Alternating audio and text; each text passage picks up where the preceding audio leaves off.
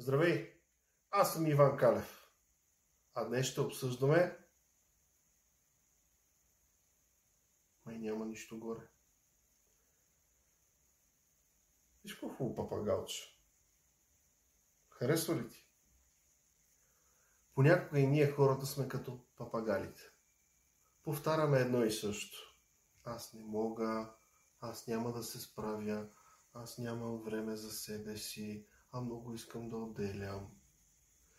Магически огледала е за тези хора, които си казват аз мога, аз имам време за себе си. Ти кога за последно отдели време за себе си? На магически огледала ще имаш възможност да отделиш поне около 20 часа за себе си, в които да се наблюдаваш, анализираш и накрая да се разбереш по-добре.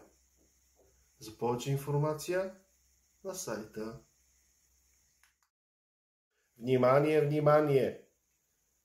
Практическото обучение магически огледала ще се проведе на 3 и 4 февруари 2024.